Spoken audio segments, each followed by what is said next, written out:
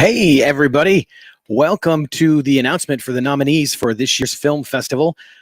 Sitting here in the Movie Madhouse podcast studio. I have been chomping at the bit to do this announcement, so I am not going to delay any longer. One of the first awards that we're going to be giving away is the most promising individual, which is somebody that we see that may be a first-time filmmaker or first-time writer, first-time director.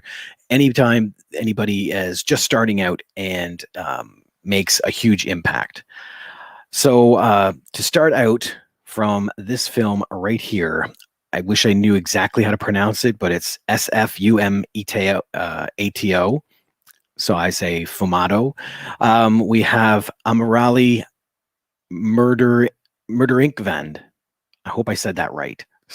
If I didn't, I do apologize. But they are nominated for our most promising individual, along with this one right here from Catalinka 16. It is Andres Atla. And rounding out our most promising individual nominees from this short film, Rosie, we have Mira Russo. Those three people are nominated for our most promising individual. One of the new awards that we started last year, it's called the Rob Herder Award for Physical Effects, dedicated to an incredible friend, Rob Herder. We started this out because one of the films had really great effects, and we thought let's honor these people. So this year, we start out our nominees with Carlos Henriquez and The Butcher Shop for the feature film The Final Ride. They are in here, as well as, and bear with me because I'm looking for the poster, but I don't think this one has a poster. It does not. It is one called Stray Identity. And unfortunately, I can't nominate the actual person because they're not in the credits. So I will be getting a hold of these filmmakers to find out exactly who that is. And last but not least, and it's the same thing, I have to contact these filmmakers to find out who did their physical effects for the feature film called Agora. Those are our three nominees: The Final Ride, Stray Identity, and Agora. Now for our nominees for Best Documentary, we have, and with all of them, we try and have three nominees. We have this one first. It's called Kemp Barantoni, Kemp Barontini at Drawings and Pictures. And it is an incredible documentary about an artist's exhibit by actually, oh my gosh, I am so sorry. I am going to recap some of these really quick because I completely forgot. I did have a brief synopsis to talk about. So when we talk about this one, Fumato, this documentary is about a rural family with two teenage children whose eldest child helps them a lot in life, but continues to face difficulties and obstacles. A great documentary. Now we have this one. Catalinka 16. Kata spends a lot of time behind the camera of her cell phone, recording the important and less important events of her everyday life in the middle of nowhere, where she lives alone with her father. Somehow, though, she does not fit in with this milieu. Based on her recordings, we get an insight into Kata's life on this very day, her 16th birthday. And again, that is Andres Atla, that is nominated for most promising individual. And last but not least, Rosie. This short film, a young ballerina hopes to see a distant loved one at her upcoming ballet recital. Now, let's get into the Rob Herder Award for Physical Effects Final Ride. This anthology is the long-awaited follow-up from the team behind 2015 Secret Santa. The Final Ride is a horror comedy anthology which tells three frightening tales, including the ghost of an 80s fitness guru that haunts a couple's new home, a tattoo that won't stop spreading, and an Uber driver that picks up her final customer for the night, not knowing that she's in for the ride of her life. That's Carlos. Carlos and The Butcher Shop are nominated for Best Physical Effects in that one. Stray Identity, again, I do not have a poster for that one, and I don't have a name. Hopefully we will by the day of the event. After the murder of Sonny's girlfriend, he seeks the killer who took what Sonny sees as her other half. And then finally, Agora, right here. And again, I don't have a name for the physical effects person, but it is when a group of people go out on the night and stumble across a stranger in need of gas, they set down a path that none of them are ready for, where they end up. I was originally reading exactly what the author put into their submission. Unfortunately, that was a huge one, so I tried to summarize exactly what that film is about, to me anyway. Now we are on to the best documentary, and the first one again, Kemp Barontonini. There we go. I'm so sorry. I'm horrible at names. Drawing in pictures. The latest exhibition successfully held at the Center of Modern and Contemporary Art in La Spezia of the famous British mime, dancer, choreographer, and director Lindsay Kemp, and designed together with Claudio Barontini, one of the most important portraits in contemporary photography. A great documentary. Following that, we have nominated right here. Boom. Hope. Hope takes a stunning, compelling look inside the lives of a small-town Ontario family to answer the question, when tragedy knocks someone down, what makes the difference to those who get back on their feet? Filmed over 4 years, Project Hope built more than a house and became a phenomenon that inspired more than 500 people to make a difference. And then finally, the third nominee for Best Documentary is Duchesne Boys, a personal narrative documentary that follows its creator, Sohrab Kavir, as battling survivor's guilt after the death of his 3 brothers, he returns to Iran. Once there, he embarks upon an epic quest to form a virtual football team made up of young sufferers of Duchenne muscular dystrophy, the same disease that took his brother. This year has been amazing for submissions, I just have to say, okay? Now we're coming up to Best Screenplays, and the first one is for a feature film.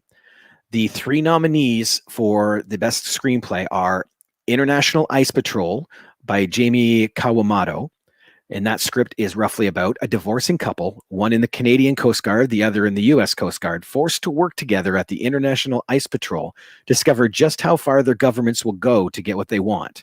Can they save the day, or will their bathing suit areas get in the way? Great script. The second nominee for Best Screenplay Feature is Last Stop Before Exit by John Leary. 8 women, 2 serial killers, 8 victims. 8 ghosts against 2 killers. An angry horror thriller. How can the innocent dead fight the wicked living? A ghost story for our new reality. And finally, the third nominee for Best Screenplay Feature is Avalon Farms Academy by Sierra Blanco. Avalon Farms Academy, a ramshackle backwoods Vermont farm, newly minted, reinvented, and marketed as a summer camp by its aging owner, Genevieve, bears absolutely no resemblance to the famous established school of ultra-elite training, Avalon Farms Conservatory. Apparently strapped for cash and company, Genevieve has successfully lured a group of aspiring, naive musicians to her nascent program in a last-ditch effort to reinvigorate the facility and herself in the process. Thrilled to receive acceptance, and failing to realize in their giddy euphoria that it's not the acceptance to the coveted conservatory of the same moniker, the 7 young artists are set on a path for uneasy summer of surprises. Then we have Best Screenplay Short. We have 3 different categories for our screenplays. This one, number 2, is short. Call Me Dre by Kenny York. Coming to a new school, Dre just wants to be accepted for who he is on the inside, not what he looks like on the outside. It is hard for others to accept and adhere to his pronouns, but Dre hopes that this challenge doesn't interfere with his passion for basketball. The second nominee is I Dream Analysis Genie. A neurotic writer recaps an amazing tale of magic and mayhem to his psychiatrist. And that's by David Crichton. I didn't say the name, sorry. And then finally, we have Youth and Age Flower by Andres Attila Farkas. In the last days, the seriously ill comedic actor is visited only by his young colleague in the hospital. Saying goodbye is difficult for both of them, made no easier by the memory of good jokes and excellent roles. But which do we consider the performance of our lifetime when the end is near and we face that final curtain? And then finally, for screenplays, nominees for Best Screenplay Micro. And this is one that we put in for... there's Jamie. Thank you for the nomination for screenplay. Excellent. Thank you for joining us for the announcement. It's a great script. I would love to see this film, I have to be honest. Microscript is anything 5 pages or under. And it's one of those things where you can bang off in 10 minutes, you know, these cool ideas. The 3 nominees for Best Micro Screenplay: When Day Breaks by Bernhard Riedhammer. 2 UN aid workers must escape prison before their execution at sunrise. The Silent Voice by Mehdi Abdi. I hope I said that right, please. The story of a military officer who tries to save himself from the enemy. And finally, My Crapple by Taras Vilhura, a fantasy of what addiction to gadgets can lead to. This category has surprised me, just with the creativity and cramming so much in 5 pages. I can't wait to see where it goes next year. Then we have the Best Music Video. Now with this one, we only have one that actually had a poster. So the first one is by Michael Zamanis, Few and Far Between. The second one is Catherine by Electric Religion. And then this one by Simmel, directed by Gavin Michael Booth, Everything All at Once. Those are our 3 nominees for Best Music Video. Then we have our 2 awards by Design Sound Productions. The first is Design Sound Productions Award for Best Score. The first nominee for that one is Rent Due. Rent Due follows Rich, Winnie, and Pete, roommates and reluctant best friends. When each one is unceremoniously fired on the same day, they're forced to start job hunting. But after Winifred takes matters into her own hands, all 3 are forced into hiding. Paying rent becomes the least of their concerns. Also for Best Sound Production, we have Hope, which I described earlier. Takes that compelling look when tragedy knocks someone down. What makes the difference to those who get back on their feet? And finally, the third nominee for sound design is, there it is, In These Parts. A man struggles to get the woman he loves off his mind. And I love the tagline, Thinking of You Tonight. Those are our 3 nominees for the Design Sound Productions Award for Best Score. Then we have the 3 nominees for Design Sound Productions Award for Best Sound Design. And where is that first poster? Oh, wait, this didn't have a poster, which I thought was very weird because it's the third part of a story, but it's called MeTube. August sings Una furtiva lagrima. And again, if I said that wrong, I'm so sorry. The third part of the internationally award-winning MeTube short film series. This time, the intergalactic music nerds August and Elfie conquer the opera stage and orchestrate their final adventure in an opulent manner. Then for our second one for sound design is Rent Due, which again follows those 3 people when they have to pay their rent. And finally, the third nominee for sound design is Hope, the documentary, When Tragedy Knocks Someone Down, What Makes a Difference to Those Who Get Back on Their Feet. 3 incredible films. And again, those are our nominees for sound design. Then we have Best Costuming.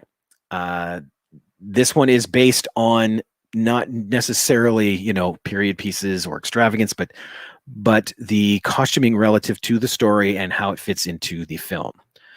Our first nominee for Best Costumes is Agora.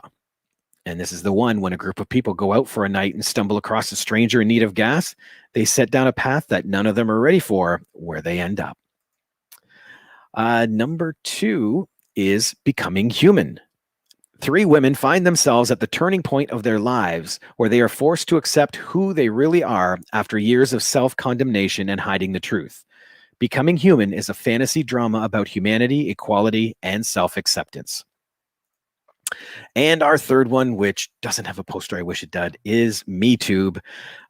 This one, we actually knew the costumer. I have to contact the other 2 to find out who did it. But Heike Werner for MeTube, August sings Una furtiva lagrima. And again, that one is that third part of that series, which I want to see the first 2 parts. If you haven't, definitely watch them. They are a blast.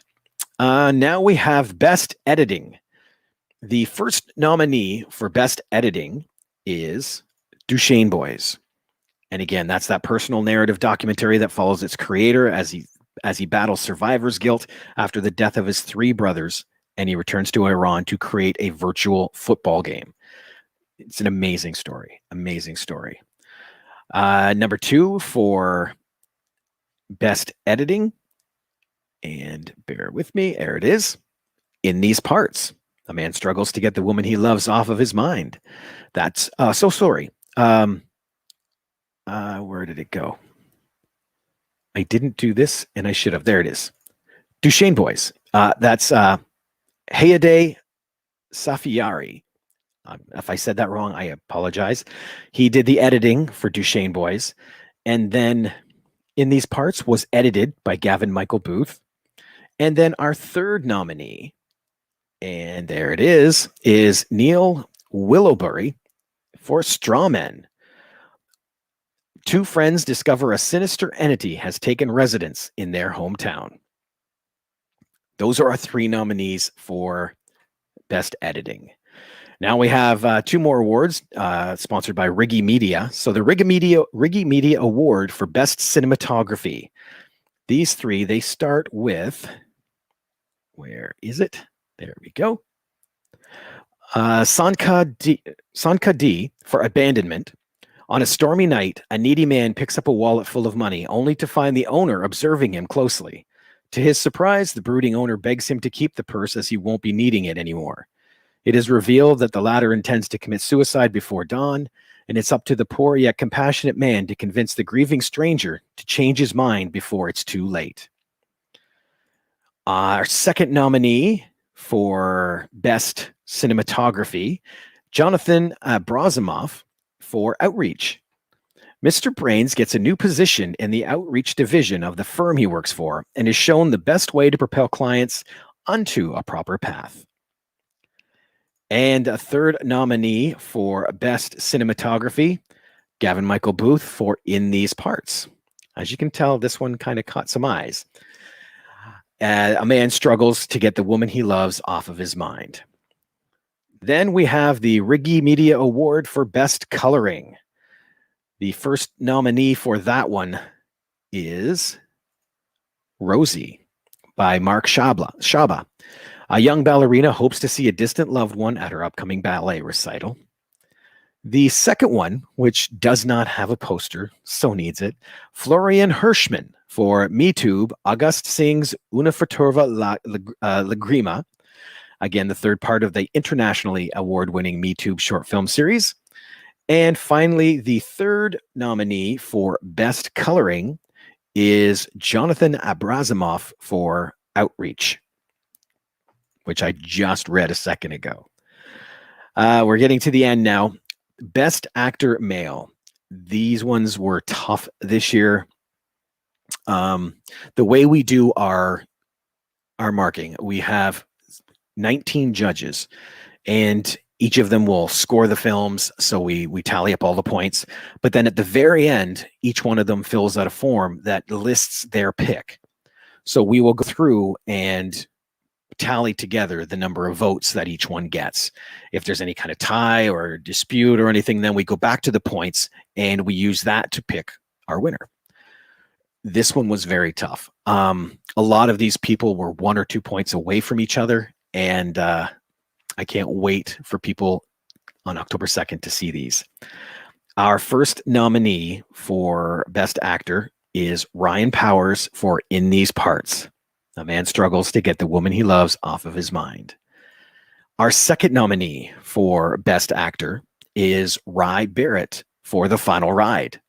And that's the anthology and the long-awaited follow-up to Secret Santa. I'm going to jump ahead here, which tells the 3 frightening tales, including the ghost of an 80s fitness guru that haunts a couple's new home. I'm going to stop there because that's the role that Rye is nominated for. And then finally, for our third nominee is Danielle Moroda. So sorry. There it is, for Romance. The Wind in Your Hair, A Distant Music, The Sound of the Sea, Just a Summer Day. Then we have our nominees for Best Female Actor. The first one, once I find the poster for it, which, okay, I don't think this one has a poster. Interesting. Nestaran Kavir for Forbidden Birth. Layla's surprise birthday party is thrown into turmoil when it is revealed that she is pregnant and her boyfriend has left her to deal with the situation. Her friends desperately try to warn her that as an unmarried woman in traditional Islamic Iran, Layla will face many dangers if she goes ahead with the pregnancy, including honor killing by her own family. Layla has already attempted to terminate her pregnancy, but her maternal instincts have so far stopped her. Now, after 3.5 months, the situation seems hopeless. Layla's friends must help her to keep her baby in the face of all the odds. Number 2 for Best Actor Female is Kan Young-jun for Querencia. There we go. Yoon Jung has a serious anxiety disorder. She makes desperate efforts to be released from the symptom. And our third nominee for Best Actor Female is Marcia Costa for The Land Beneath Our Feet. Joanna decides to participate in an irregular occupation. This decision will give you much more than a home, but a new political conscience. Oh, wait a minute. Oh, yeah, there we go. Boom, boom, boom. So that was our Best Actor Female. We did our Best Actor Male. And now we have our Best Director nominees. The first nominee in this category is Gavin Michael Booth for In These Parts. A man struggles to get the woman he loves off of his mind. Then we have Sohrab Kavir for Duchesne Boys. And this is his journey following the death of his brothers to create a virtual football team for the people of Iran and England. Again, a great documentary. And then our third nominee for Best Director is Q Yule for Querencia. Yeon Jung has a serious anxiety disorder. She makes desperate efforts to be released from the symptoms. And then finally, we have our best. Oh, sorry, we have two more. Our best short film. It is here. Now, this had no description, but the tagline says it all. Best short film nominee number 1 is Lurking. You Can't Escape Your Sins. Best short film number 2 is, boom, Catalinka 16. Kata spends a lot of time behind the camera of her cell phone, recording the important and less important events of her everyday life in the middle of nowhere. Based on her recordings, we get an insight into Kata's life on this very day, her 16th birthday. And finally, our third nominee for Best Short Film is Strawmen. Two friends discover a sinister entity has taken residence in their hometown. And then we come to our Best Feature Film. This one, again, was very, very close. Our first nominee is Agora. When a group of people go out for a night and stumble across a stranger in need of gas, they set down a path that none of them are ready for, where they end up. The second nominee for Best Picture is The Final Ride. This anthology is the long-awaited follow-up to Secret Santa. It tells the three frightening stories, including the ghost of an 80s fitness guru, a tattoo that won't stop spreading, and an Uber driver that picks up her final customer for the night, not knowing that she's in for the ride of her life. And finally, our third nominee for Best Picture, Black Eyes. A young Irish-Canadian man lands himself in prison while studying in his father's birthplace of Dublin. He must navigate through his sentence while coping with a loss. Those are our nominees for our awards. The one that I did mess up on, and I'm going to make sure it gets posted properly, the Best Editing Award is actually the Your TV Best Editing Award. And that's due to one of our sponsors, Your TV. They have helped us with that particular one, and especially the editing. So I wanted to make it known there. So now everything, we wait now for our show time on October 2nd, and hopefully we'll see a lot of you there. Any questions or concerns, please feel free to get a hold of us. It's info@jx3media.com. or you can email myself, robert.bellamy@jx3media.com. And thank you so much. We'll see you at the